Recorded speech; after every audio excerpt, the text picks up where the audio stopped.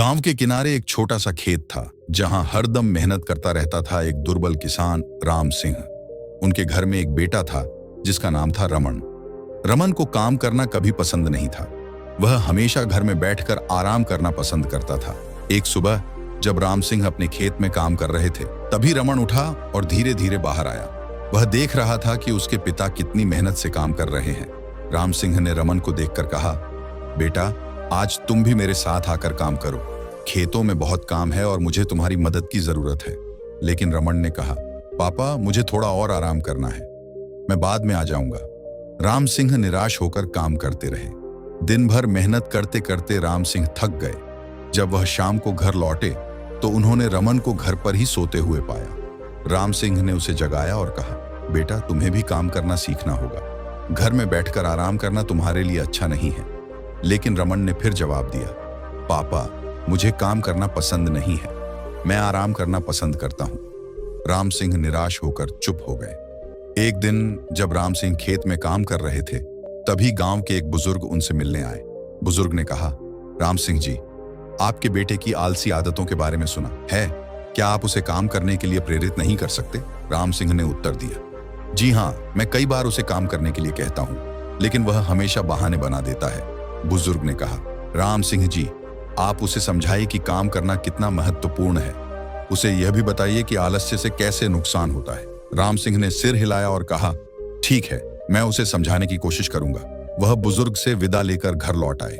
रमन की आलसी आदतें अब उसके पिता राम सिंह को गहरी चिंता देने लगी थीं। वह अक्सर अपने दोस्तों के साथ समय बिताता और खेलने में व्यस्त रहता था, जबकि उसके पिता खेतों में मेहनत करने में लगे रहते थे। राम सिंह बार बार रमन से खेतों में मदद करने के लिए कहते, लेकिन रमन हमेशा कोई न कोई बहाना बना देता। एक दिन राम सिंह ने रमन से कहा, बेटा खेतों में काम करने में मदद कर, देख फसलें बहुत अच्छी हो रही हैं और हमारे पास बेचने के लिए काफी अनाज होगा। लेकिन रमन ने उत्तर दिया, पिताजी मैं थक गया हूं, आप खुद ही काम कर लीजिए। राम सिंह ने गंभीर होकर कहा, रमन तुम्हारी मदद की जरूरत है।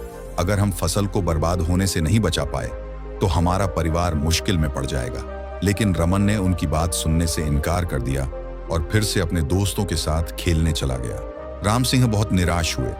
उन्हें पता था कि रमन की आलसी आदतें उनके परिवार के भविष्य को प्रभावित कर सकती हैं। वह उसे बार बार समझाने की कोशिश करते रहे, लेकिन रमन हमेशा उनकी बातों को नजरअंदाज कर देता। एक दिन गांव में अचानक सूखा पड़ गया। धीरे धीरे खेतों में फसलें सूखने लगीं और किसानों के चेहरों पर चिंता की लकीरें गहरी होती गईं। राम सिंह परेशान होकर रमन के पास आए और बोले, रमन देखो, हमारी फसलें बर्बाद होने लगी हैं। अब हमें तुरंत काम करना होगा, नहीं तो हमारा परिवार मुसीबत में पड़ जाएगा। लेकिन रमन ने फिर भी उनकी बात सुनने से इनकार कर दिया। वह बस अपने दोस्तों के साथ खेलने में व्यस्त था। उसे अपने पिता की चिंता का कोई असर नहीं हुआ। फिर एक दिन राम सिंह बहुत बीमार पड़ गए। अब वे खेत में नहीं जा सकते थे। ना चाहते हुए भी रमन को खेतों में जाना पड़ा। वह घबरा गया क्योंकि उसने कभी इतना काम किया ही नहीं था।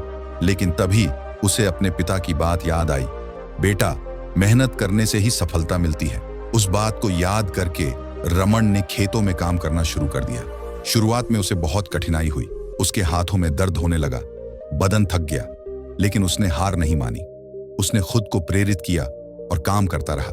धीरे धीरे उसकी मेहनत रंग लाने लगी।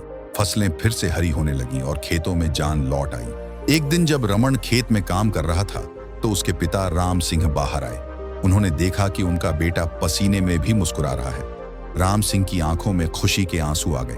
उन्होंने कहा, बेटा मैं तुम्हारी मेहनत देखकर बहुत खुश हूं। तुमने मेरी बात मानकर काम करना शुरू कर दिया है। मुझे पता है कि शुरू में तुम्हें कठिनाई हुई होगी, लेकिन अब तुम्हारी मेहनत का फल दिखने लगा है। रमन ने अपने पिता की बात सुनकर खुद को बहुत अच्छा महसूस किया। अब वह समझ चुका था कि मेहनत करने से ही सफलता मिलती है। उसने अपने पिता से माफी मांगी और कहा, पिताजी मैंने आपकी बातों को नहीं माना और आलस्य में डूबा रहा, लेकिन अब मैं समझ गया हूं कि आप सही थे। मेहनत करने से ही हम अपने लक्ष्यों को प्राप्त कर सकते हैं। राम सिंह ने रमन को गले लगाया और बोले, बेटा मैं तुम्हारे इस बदलाव से बहुत खुश हूं। तुमने अपने आलस्य को छोड़कर मेहनत करना शुरू कर दिया है। अब तुम्हारी फसलें अच्छी हो रही हैं और हमारे घर में खुशहाली लौट आई है। मुझे गर्व है कि यह सफलता तुम्हारी मेहनत का परिणाम है। रमन ने पिता की बातों को ध्यान से सुना और उन्हें अपने दिल में बसा लिया। अब वह जान चुका था कि बिना मेहनत कोई भी सफल नहीं हो सकता। उसने अपने आलस्य को हमेशा के लिए छोड़ दिया और खेतों में काम करना जारी रखा। धीरे धीरे उसकी मेहनत का फल दिखने लगा। गांव के लोग भी रमन की मेहनत और उसकी सफलता से प्रभावित हुए। वे उसकी तारीफ करने लगे और कहने लगे, देखो, रमन ने अपनी आदतें बदल दी। अब वह एक सफल किसान बन गया है। उसकी मेहनत का फल उसे मिल रहा है। एक दिन गांव के मुखिया रमन के पास आए और बोले, रमन, तुमने अपने जीवन में बहुत बड़ा बदलाव किया है। तुम्हारी मेहनत और जिम्मेदारी का हम सब गवाह हैं। तुमने हमें यह सिखाया है कि कैसे एक व्यक्ति अपने जीवन में सकारात्मक बदलाव ला सकता है। रमन ने मुस्कुराकर कहा, धन्यवाद मुखिया जी। अब मैं समझ गया हूं कि आलस्य से सिर्फ नुकसान होता है और मेहनत ही जीवन को सच्चा सुख देती है। उसने अपने पिता की बातों को हमेशा याद रखने का संकल्प लिया ताकि वह अपने जीवन में और प्रगति कर सके। इस प्रकार रमन की कहानी एक सफल यात्रा बन गई, जिसमें उसने अपने आलस्य को त्याग कर मेहनत की राह अपनाई। ये कहानी हमें सिखाती है कि आलस्य इंसान को पीछे छोड़ देता है, लेकिन मेहनत उसे वहां पहुंचाती है जहां तक सपने भी नहीं पहुंच पाते। अगर आपको यह वीडियो पसंद आया हो तो चैनल को सब्सक्राइब करना न भूलें।